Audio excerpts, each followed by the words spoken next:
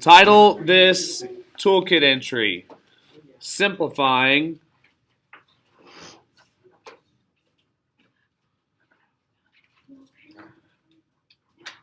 Radicals.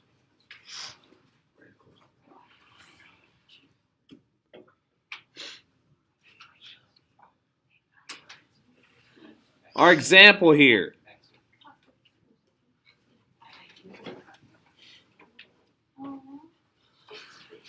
We're going to use the number 128. We're going to simplify this square root. Now, my floor. What's the first thing we got to do? Factor tree. You got to create a factor tree. That's right. So 128.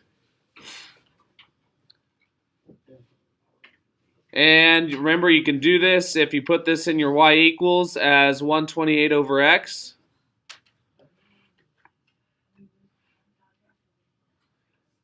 In your calculator to look at the table values. If we look at those table values, I believe you'll have 2 and 64, 4 and 32, 8 and 16. Now, question, why did I just list those factors? Because they're whole numbers. Because they're all below 10. Because if you go to the next one, it's just going to repeat itself. It's going to be 16. Okay, so that tells me when I need to stop when these numbers would switch, correct. But what makes, there's one of these numbers in each of these that makes them special. They're Prime? prime. Even. They are They have Square. perfect squares. They're square numbers. Okay? So, find factors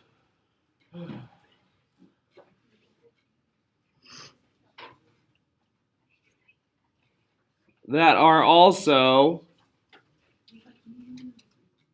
square numbers.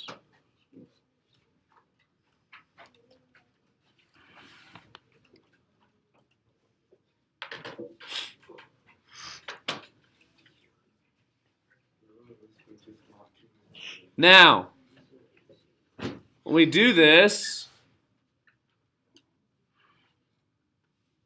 does it matter which one we use? No, it doesn't.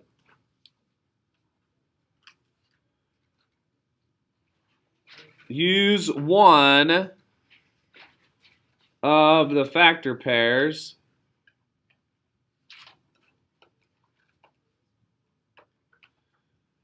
to rewrite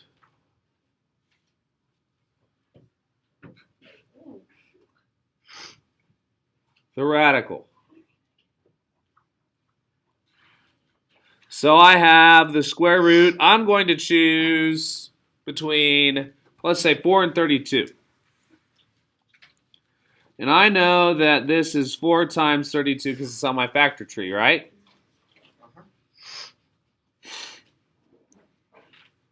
Now, what can I pull out of that square root? The 4. The 4, because the square root of 4 is 2. Would it be 1 and 128? Would that be one of the factors? So now, what is left? 1 and 128 would be, but again, Levi, the only ones I care about are the ones that involve these perfect squares. So 64, 4, and 16.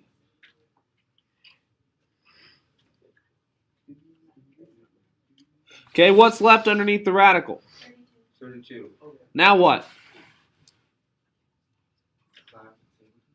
No, we're not done. Do you put that in the calculator? No. Find the factors of Find the factors of 32. Now this is a smaller number. You should be able to do this one in your head. What perfect square multiplies to give you 32? 6 is not a perfect square. 4 times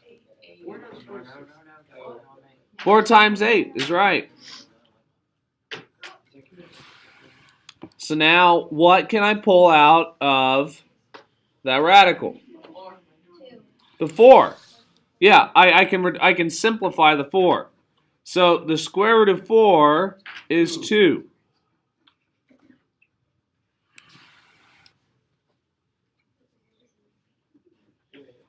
Okay.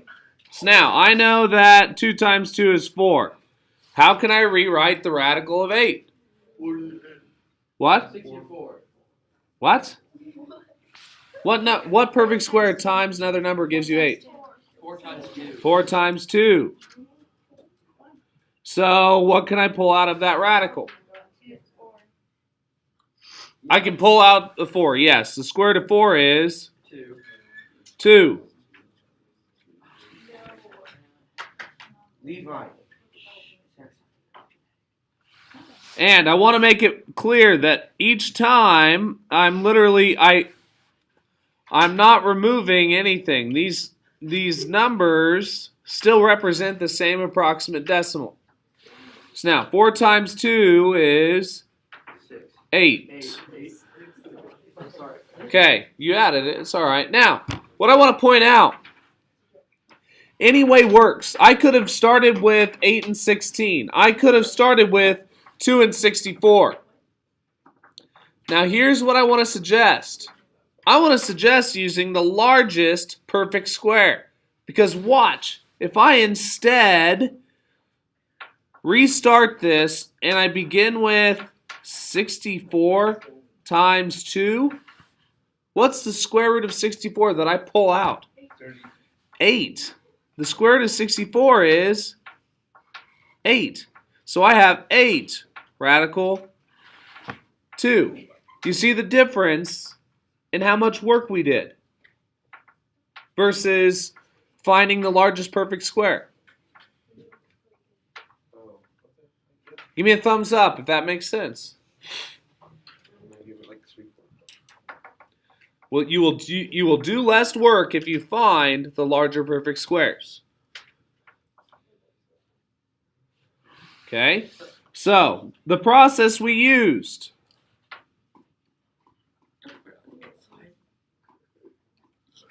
Simplify. Wait, we need to be multiplying. Your square numbers.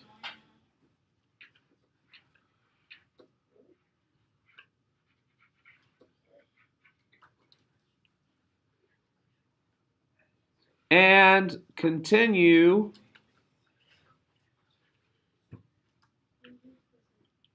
rewriting your number underneath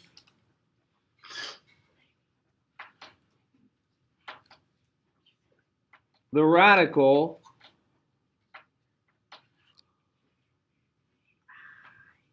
as long as you can. So we want the smallest number.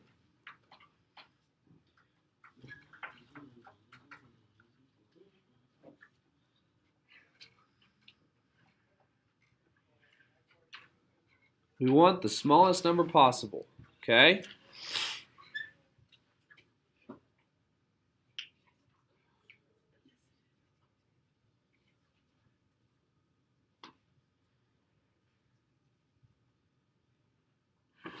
Right here,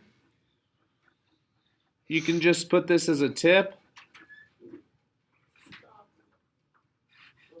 Use the largest perfect squares you can find.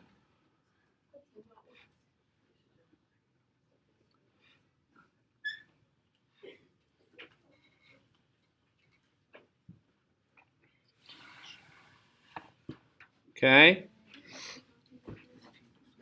Use the largest square numbers you can find.